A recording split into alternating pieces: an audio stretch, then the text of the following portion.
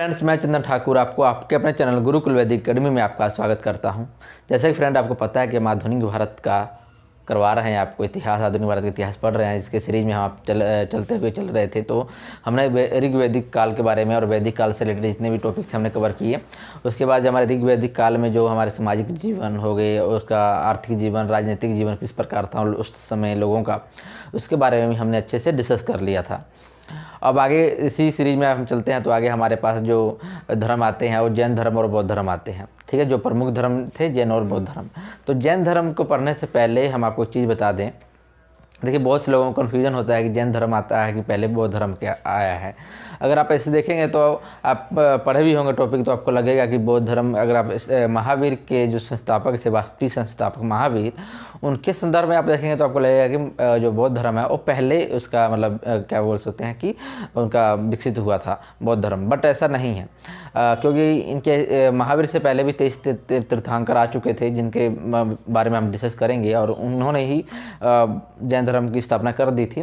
तो इसलिए जैन धर्म पहले आया था। तो देखिए क्या था, छठी शताब्दी के अंत में आप देख सकते हैं कि जो छठी शताब्दी का अंत होते होते क्या हुआ था कि ऐसे 62 लगभग आपके 62 धर्म जो थे, जिनका उदय हुआ था, धर्मों का उदय हुआ, ये आप समझ सकते हैं। ठीक है, उन्हीं में से जो सबसे शक्तिशाली और महत्वपूर्ण की बात करते हैं तो जैन धर्म और आपका बौद्ध धर्म होता है। ठीक है, तो जैन धर्म की अगर बात करें तो हम देखिए जैन धर्म, भले ही मैं आप क्लियर करता हूँ कि जैन धर्म देखेंगे, महावीर के संदर्भ में देखेंगे तो आपको ऐसा लगेगा बौद्ध धर्म है, पहले हुआ था, इससे पहले नहीं।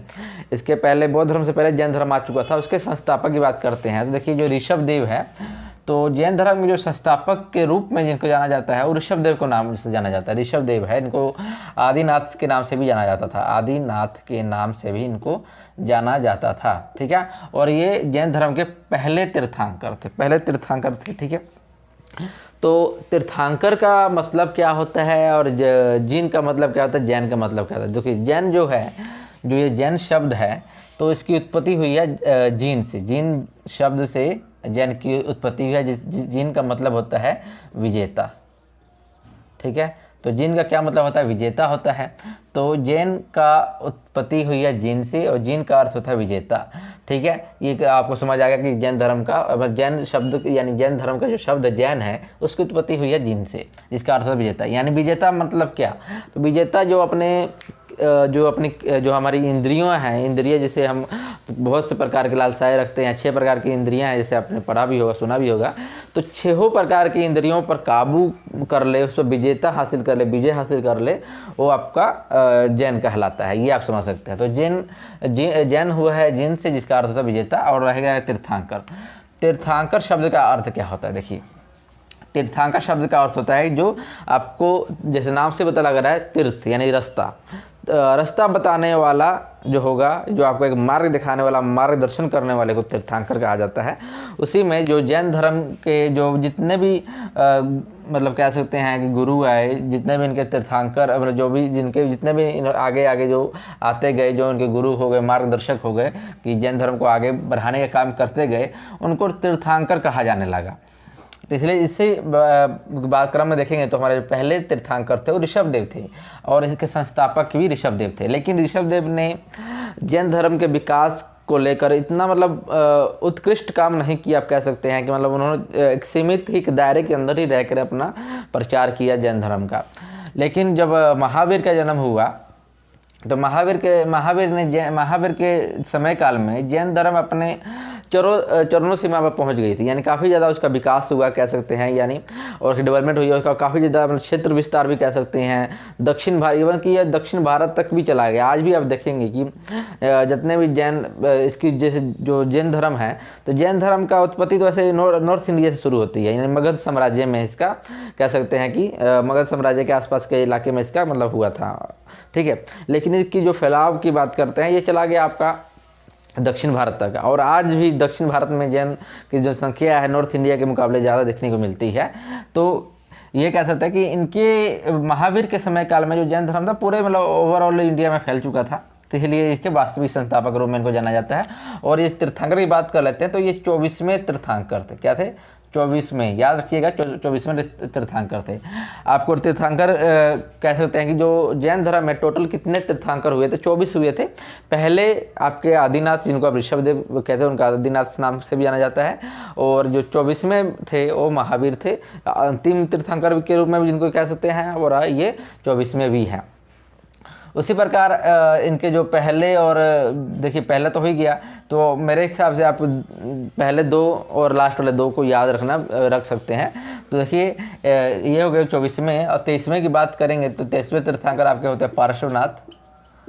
पार्श्वनाथ जो होते हैं वो आपके क्या होते हैं? 23वें तीर्थंकर। ठीक है, तो दूसरे जो थे, दूसरे तीर्थंकर की बात करें,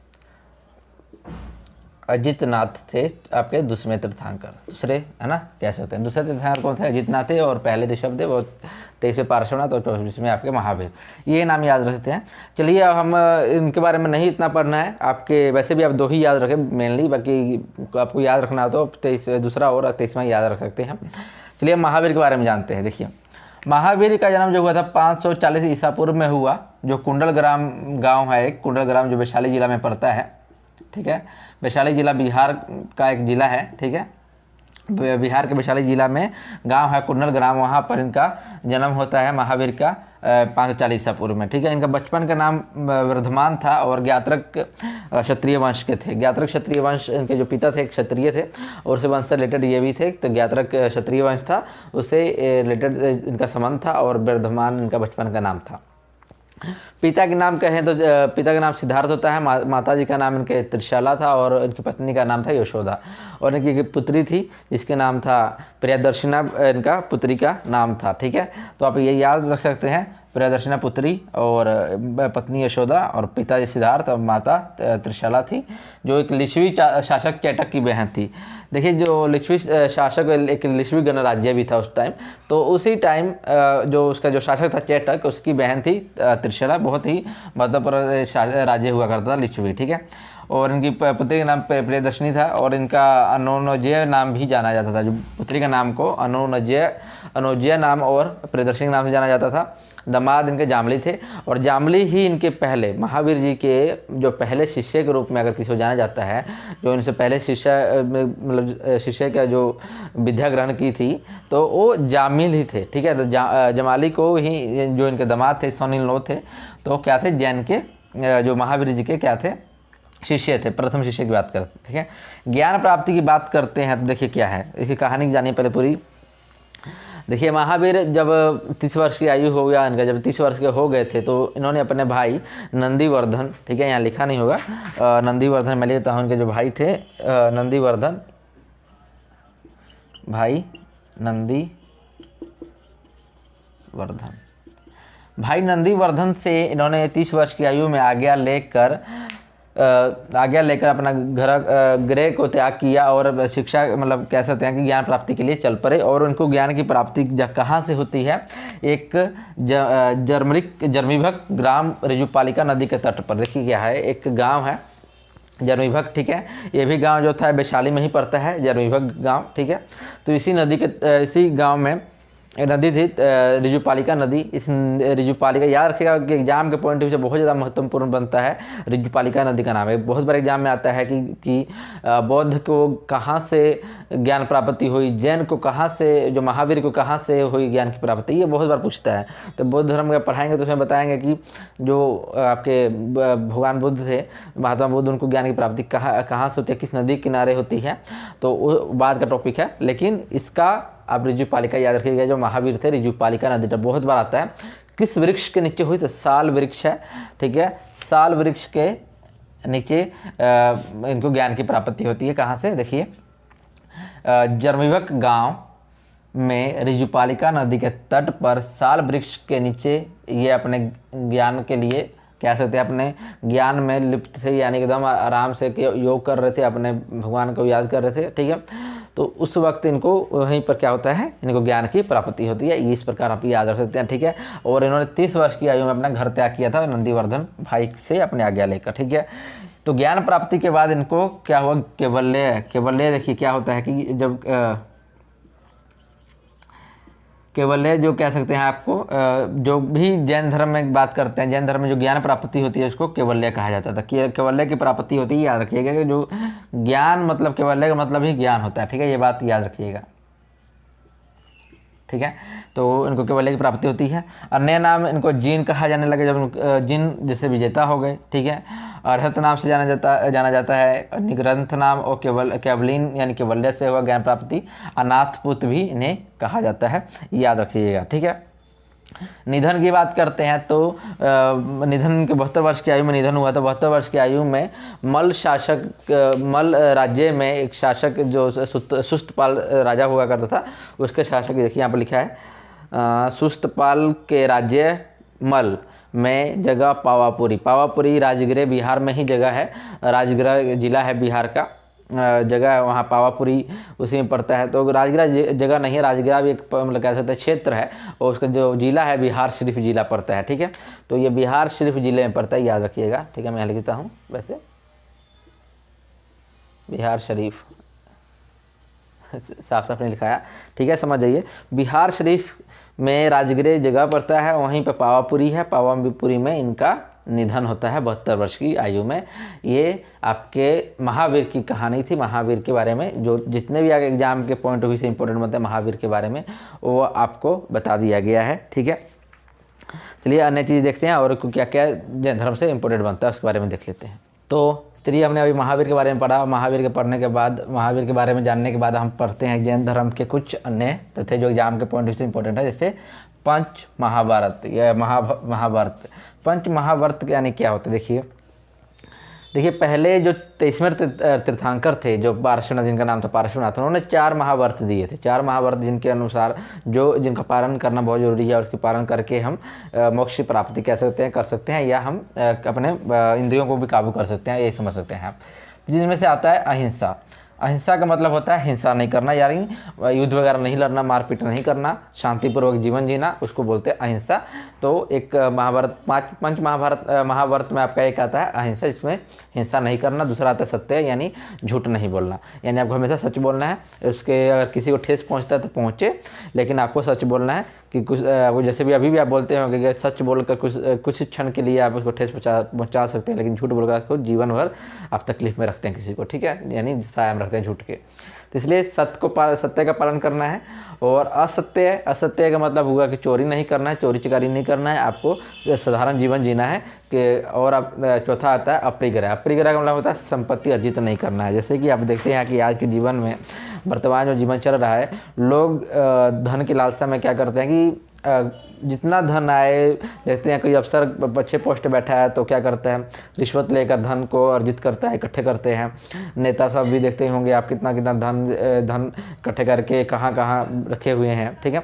तो ये सब देखा जाए तो अगर वो सभी जैन धर्म का पालन करते तो धन अर्जित नहीं करते, ठीक है। तो जो अपरिग्रह है यानी संपत्ति अर्जित नहीं करना है, ये 4 चीज़ें हो गए। 5वां आता है ब्रह्मचर्य, जो इंद्रियों को काबू करना है। इंद्रियों को काबू करना मीन्स होगा कि ब्रह्मचर्य का मतलब होता है कि आप सेक्सुअल डिजायर नहीं रखना है, आपको शादी विवाह चीज़ों से दूर रहना है, थोड़ा कह सकते हैं। और सेक्सुअल डिजायरमेंट जो आपके अंदर है वो चीज़ों से थोड़ा दूर रखें और अपने इंद्रियों को काबू करें, वो आपका ब्रह्मचर्य में आता है। तो ये ब्रह्मचर्य को मिलाकर ये क्या हो जाता है, पंच महाव्रत हो जाता है, ये आप समझ सकते हैं।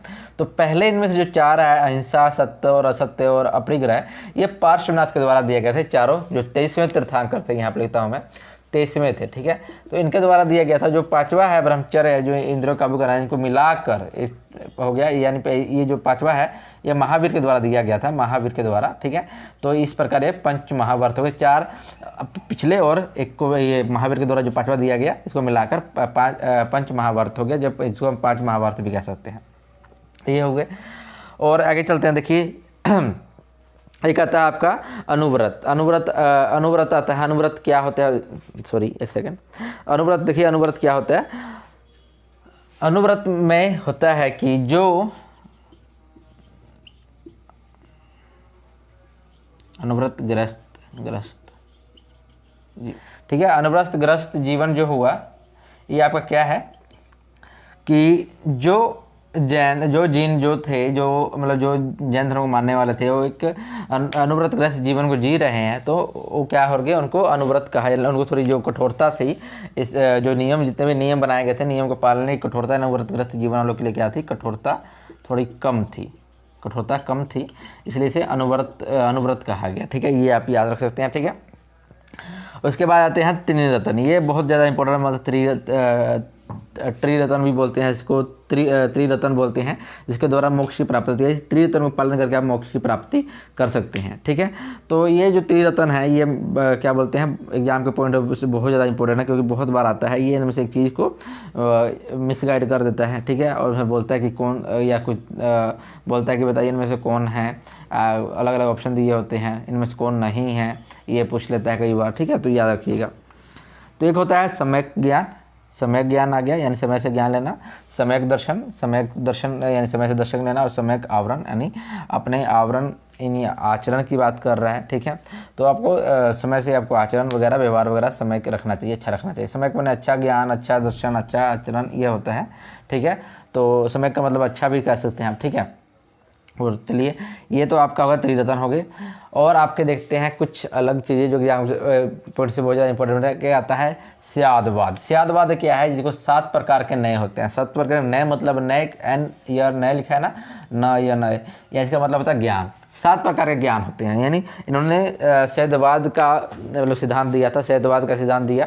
तो स्यादवाद क्या होता है, तो आप देख सकते हैं, स्यादवाद का मतलब हुआ ज्ञान, नए 7 नए ज्ञान आपको होने चाहिए, नए ज्ञान आपको लेने हैं, ये आप समझ सकते हैं। ठीक है, और आपका आता है, इसको स्यादवाद को अनेकतावादी बोला जाता है और सप्तभंगी बोला जाता है। इसको अनेकतावादी बोला जाता है और आपको सप्तभंगी भी कहा जाता है। सलेखना एक ऐसी विधि थी, जैन धर्म में सलेखना एक ऐसी विधि थी जिसके कारण क्या हुआ था कि आपको भूख प्यास, मतलब भूखे प्यास से आपको क्या करना है, अपने प्राण को त्याग करना है। जो सलेखना विधि जैन धर्म में क्या था कि जो अपने भूख और प्यास से क्या करना है, अपने प्राण को त्याग करना है। इसलिए क्यों किया जाता था, सलेखना विधि क्यों किया जाता था, इसका रीज़न, सबसे बड़ा रीज़न जानिए क्या होता है। देखिए, अगर हम अपने आत्मा को, जो हमारी आत्मा है, जो हमारे अंदर जो आत्मा है, वो क्या करती है कि अलग अलग प्रकार की डिमांडें होती हैं, उसकी डिज़ायर होती हैं हमको। जैसे मान लो कि आप एग्जांपल लेंगे, तो आपके पास अगर 10,000 का फ़ोन होगा, तो आपकी इच्छा होगी कि मैं 15,000 वाला फ़ोन लूँ। आपके फ्रेंड के पास किसी के पास 15,000 होगा, 15,000 वाला फ़ोन होगा, तो आप उसको देख के कहेंगे मुझे ही 15,000 वाला फ़ोन चाहिए। उसी प्रकार वो ले लेंगे तो आगे और दूसरा डिज़ायर आपकी होगा। ऐसे डिज़ायरमेंट बढ़ती जाती है। इस प्रकार आप क्या कर रहे हैं, अपनी आत्मा को सुख दे रहे हैं। जो भी आपकी आत्मा आपकी डिज़ायर रख रही है, आप उसकी पूरे कर रहे हैं, इच्छा है उसका पूरा कर रहे हैं। तो उसको क्या होगा कि जीवन अगली बार भी सोच रहा है कि जैसा जीवन मिले, नेक्स्ट टाइम वो जीने के लिए आस रखेगा। यानी मोक्ष का मतलब होता है कि वो जन्म मरण से छुटकारा मिल जाना, यानी नेक्स्ट कभी दूसरा जन्म नहीं लेना है, बस अब जो था यही है। ये मोक्ष मिलने के बाद ये होता है। तो मोक्ष की प्राप्ति में दूसरा जन्म की इच्छा नहीं रहती है। ठीक है, तो इन्होंने जैन धर्म के अनुसार कहा गया कि अपने आत्मा को पूरा तरसाओ, जो भी मांग रहा है उसकी इच्छा पूरी ना करो। जैसे भूख लगा है तो खाना मत खाओ, ठीक है, प्यास लगा है तो पानी मत पियो। ये आत्मा तरस जाए और लानत हो उस पर कि मैं दोबारा जन्म लूँ। ये सोचिए आपकी आत्मा कहे कि मुझे अब दोबारा जन्म लेने नहीं है, मैं इस जन्म से ही अब तंग आ चुकी हूँ कि दोबारा अब जन्म लेने की मुझे कतई इच्छा नहीं है, आप कह सकते हैं। वो सलेखना होता है। ठीक है, तो सलेखना में ऐसा ही है कि भूख प्यास से अपना प्राण त्याग करना है। आप चंद्रगुप्त मौर्य का नाम सुने होंगे, जो मौर्य वंश का संस्थापक था, चंद्रगुप्त मौर्य। ठीक है, जो ये इनका ही मतलब जैन अनुयायी था। ठीक है, जैन अनुयायी था वो चंद्रगुप्त मौर्य। तो इसने भी अपना प्राण त्यागा था, सलेखना विधि से ही प्राण त्यागा था। श्रवण बेलगोला एक जगह है दक्षिण में, श्रवण बेलगोला, ठीक है, वहाँ पर इसने अपना प्राण त्यागा था। ठीक है, कर्नाटक में पड़ता है श्रवण बेलगोला, तो वहाँ प्राण त्यागा था। ठीक है, अब चलते हैं, देखते हैं क्या ये जैनी लोग थे, क्या ये देवता को जो देवता थे उनके अस्तित्व को मानते थे या नहीं मानते थे। ये बहुत बड़ा विषय बनता है। देखिए, जो जैनी थे उन्होंने देवताओं के अस्तित्व को माना तो था, वो भी उनको मानते थे कि हाँ देवता लोग हैं। ठीक है, बट उन्होंने कहा कि जो ये देवता है ना, ये जिन से नीचे हैं। क्या है जिन, यानी जिन का मतलब मैंने बताया कि ये विजेता, जो ये जैन धर्म की उत्पत्ति जिन शब्द से हुई है, ये हमने आपको समझा दिया था। तो यानी जैन से नीचे है, मतलब जो जिन होते हैं उनसे देवताओं की स्थान क्या है, नीचे इन्होंने माना है। ठीक है, वर्ण व्यवस्था की बात करते हैं, यानी जाति व्यवस्था को मानते थे या नहीं मानते थे। मानते थे। महावीर का कहना था कि जाति व्यवस्था, यानी महावीर के द्वारा वर्ण व्यवस्था के बारे में कहा गया है कि वर्ण व्यवस्था है, लेकिन वर्ण व्यवस्था जो है ये कर्म के आधार पर है, ठीक है। यानी मतलब आपको मैंने पढ़ाया भी था कि जो हमारे वैदिक काल में कहा गया था कि ये कर्म के आधार पर था कि किस प्रकार जो आदमी काम, जो युद्ध लड़ा क्षत्रिय हो गया, जो प्रहर आया ब्राह्मण हो गया, जो व्यापार वगैरह कर रहा है वैश्य हो गया, और जो मतलब कह सकते हैं लेबरगिरी का लेबर का काम कर रहा है तो आपका शूद्र हो गए। तो मैंने पढ़ाया था उसमें आपको। बट कर्म के आधार का मतलब ये नहीं बोल रहा हूँ कि मैं इस ही जन्म के कर्म के, नहीं। महावीर का मानना था कि जो वर्ण व्यवस्था है, अगर नीच जात में जन्म ले रहा है या कोई उच्च जात में जन्म ले रहा है, उच्च वर्ण में जन्म ले रहा है, तो उसका कारण ये है कि वो अपने जो पहले वाला जन्म था, यानी अपने इस जन्म से पूर्व का जन्म था, उसमें उसने अपने कर्म किए थे जिस प्रकार क्या, मतलब अगर उसने अच्छा काम किया है तो यानी ओबियसली बात है कि वो बड़ी कास्ट में जाएगा, यानी कह सकते हैं कि अपर कास्ट में जा रहा है।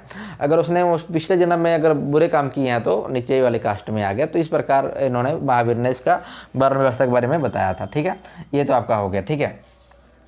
तो ये चीज़ें हो गई, ये जो जैन धर्म से इंपॉर्टेंट चीज़ थी। एक चीज़ आपको इंपॉर्टेंट है वो भी याद रखिएगा, ठीक है। मैं भूल गया था बताना, जो पहले तीर्थंकर, जो क्या नाम था उनका, ऋषभदेव, ठीक है। और जो 22वें तीर्थंकर थे अरोस्टनी, ठीक है, अरोस्टनी जो थे।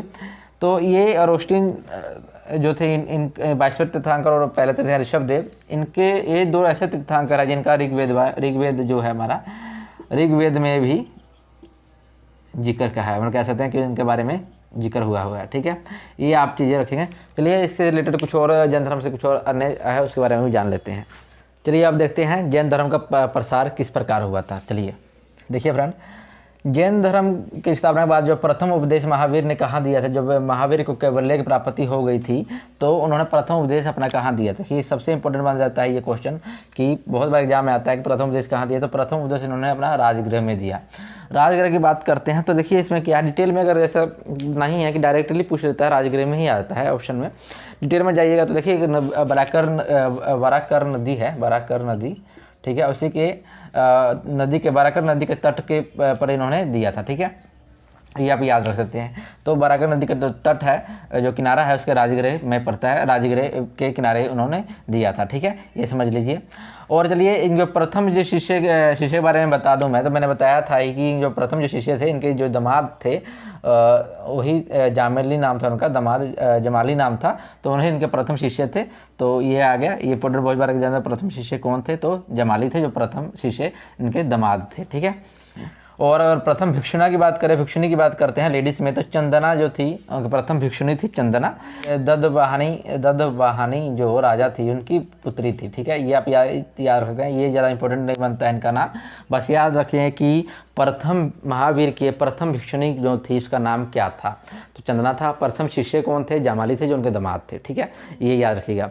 प्रधान शिष्यों की बात करते हैं तो प्रधान शिष्यों की संख्या 11 थी। प्रधान शिष्यों की संख्या कितनी थी, 11 थी, जिसे गंधर कहा जाता है। एग्जाम में आ सकता है गंधर क्या है, तो 11 शिष्यों का एक संघ है। जो महावीर जैन धर्म में 11 शिष्यों का संघ था, जो महावीर शिष्य थे उनको गंधर के नाम जाना था। 4 प्रमुख शिष्य थे, सूर्यदेव, कामदेव, आनंद, कुंडकोलिये जो थे, ये कुंडकोलिये, आनंद और कामदेव और सूर्यदेव, ये क्या थे, इनके प्रथम प्रमुख शिष्य थे कह सकते हैं।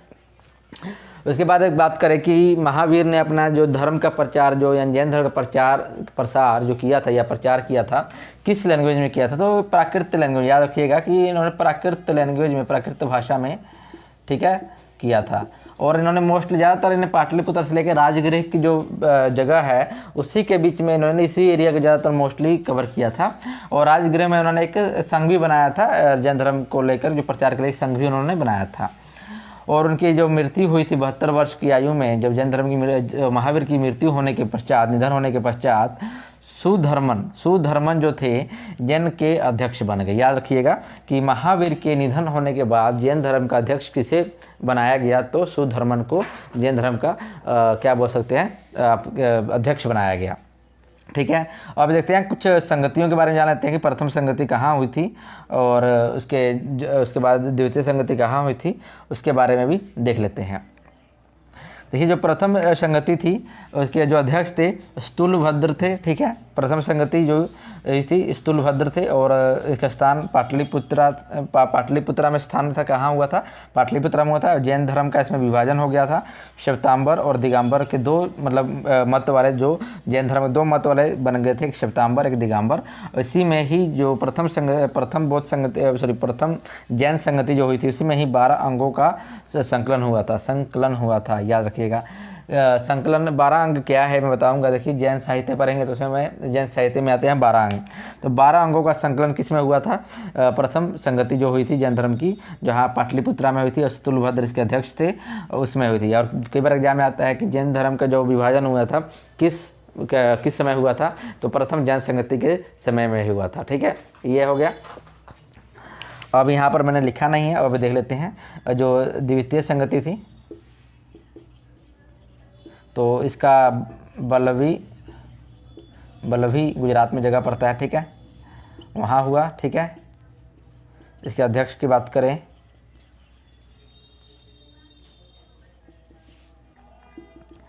अध्यक्ष थे देवाधि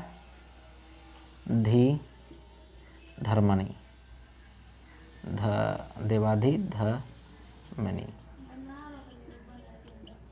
ठीक है। ये हो गया। उसके बाद इसमें आते हैं ये दूसरे जो थे, इनका नए नाम से भी जाना जाता था क्षमा इनके नाम से भी जाना जाता था। अध्यक्ष को देवाधर्मणि या क्षमा शर्मन के नाम से भी जाना जाता था, याद रखिएगा, ठीक है। ये तो हो गए। और बल्लवी में हुआ था अंतिम जैन ग्रंथ का लिखे गए, याद रखिएगा, ठीक है। तो ये तो द्वितीय हो गया, प्रथम के बारे में हो गया। देखिए विभाजन का मुख्य कारण क्या था बताता हूँ, मैं सारी स्टोरी के बारे में समझाता हूँ। देखिए क्या हुआ था, मगध साम्राज्य में बहुत 12 वर्षों का एक बहुत भयंकर अकाल पड़ा था, ठीक है। अकाल पड़ा, सूखाग्रस्त हो गया था। तो अकाल पड़ने के पश्चात क्या हुआ था कि कुछ जो जैन अनुयायी थे वो भद्रबाहु के नेतृत्व में चले गए थे, साउथ में चले गए, दक्षिण में चले गए श्रवणबेलगोला में। और कुछ स्थूलभद्र के जो अनुयायी थे जो वो अपने मगध में ही रह गए थे, ठीक है। तो जो 12 वर्ष के काल के बाद वो चले गए, जो दक्षिण में चले गए थे भद्रबाहु के साथ जैन अनुयायी। तो जब अकाल ख़त्म हुआ तो वापस आए, तो उन्होंने देखा कि क्या जो मगध के जो जैनी थे, जो जैन धर्म के थे, इन्होंने सही से पालन नहीं किया था, जैन का पालन नहीं किया था, जिनमें दोनों में क्या हुआ, मतभेद हो गया। मतभेद होने की वजह से क्या हुआ कि प्रथम जब संगति बुलाई गई थी तो दोनों में तो प्रथम संगति बुलाई गई थी, तो जो साउथ वाले थे, दक्षिण वालों ने क्या किया, उन्होंने इसका विरोध किया, इस संगति का विरोध किया था। जिस वजह से क्या हुआ कि श्वेतांबर और दिगंबर में क्या हुआ, दोनों ही बट गए, दो धर्मों में विभाजन हो गया, श्वेतांबर और दिगंबर। श्वेतांबर जो थे इसका जो नेतृत्व किया था स्थूलभद्र ने किया था, स्थूलभद्र ने इसका भद्रबाहु ने किया था, याद रखिएगा, ठीक है। ये दिगंबर का जो क्या थे कि अब दिगंबर को मतलब कह सकते हैं कि दिगंबर का नेतृत्व किया था भद्रबाहु ने और श्वेतांबर का क्या था, स्थूलभद्र ने किया था नेतृत्व। इसी प्रथम में ही 12 अंगों की संकलन हुई थी, मैंने बता ही दिया आपको, ठीक है। श्वेतांबर वाले थे ये श्वेत कपड़े को धारण करते थे, ये नंगन रहते थे, कह सकते बिना कपड़ों के बिना वस्त्र के रहते थे ये भद्रबाहु वाले, ठीक है। तो दिगंबर वाले ये समझ सकते हैं। चलिए अब जानते हैं जैन साहित्य के बारे में पढ़ते हैं। जैसे 12 अंग, 12 उपांग और 10 प्रकीर्ण, 6 छेद और 4 मूल सूत्र है। यार के कितने अंग आते हैं, 12 अंग आते हैं, 12 उपांग आते हैं, 10 प्रकीर्ण आते हैं, 6 छेद आते हैं, 4 मूल सूत्र आते हैं। एक बहुत ज़्यादा इंपॉर्टेंट है इसमें भगवती सूत्र। भगवती सूत्र इंपॉर्टेंट क्यों बन जाता है, इसकी वजह से इंपॉर्टेंट होता है। जो 16 महाजनपदों के बारे में जो हम पढ़ेंगे आगे, तो 16 महाजनपद की जो जिक्र है, जिसके बारे में जानकारी हमें इसे भगवती सूत्र से मिल जाती है, ठीक है। महावीर के जीवन के प्रकाश भी इसी से मिलती है, यानी महावीर के जितने भी जीवन से रिलेटेड चीज़ें हैं भगवती सूत्र में मिल जाता है, ठीक है। अब चलते हैं, एक आता है अचरांग सूत्र। अचरांग सूत्र में क्या आता है, भिक्षुओं के लिए जो भिक्षा मांगने जाते थे, भिक्षुओं थे, उनके बारे में आचार नियम बनाए गए थे, किस प्रकार उन्हें भिक्षा मांगनी है, किस प्रकार का उन्हें जीवन जीना है, उसके बारे में सभी नियम कानून थे अचरांग सूत्र में, ठीक है। प्रमेय कमला मार्तंड में क्या इसकी रचना थी, प्रभात चंद्र ने की है, याद रखिएगा। प्रभात चंद्र ने प्रमेय कमला मार्तंड की रचना की है। प्रशिष्ट प्रवर्ण की रचना हेमचंद्र ने की है। प्रशिष्ट प्रवर्ण की रचना हेमचंद्र ने की है और प्रमेय कमला मार्तंड की रचना प्रभाचंद्र ने की थी। ठीक है, प्रमेय कमला मार्तंड का। ठीक है, तो ये तो आपके साथ जैन धर्म से रिलेटेड जितने भी इंपॉर्टेंट चीज़ें मैंने आपको बता दी है। आई होप आपको अच्छी लगी हो। प्लीज़ क्लास को शेयर कीजिए और लाइक कीजिए। ओके फ्रेंड, टेक केयर, ध्यान रखें अपना। Take care, bye bye.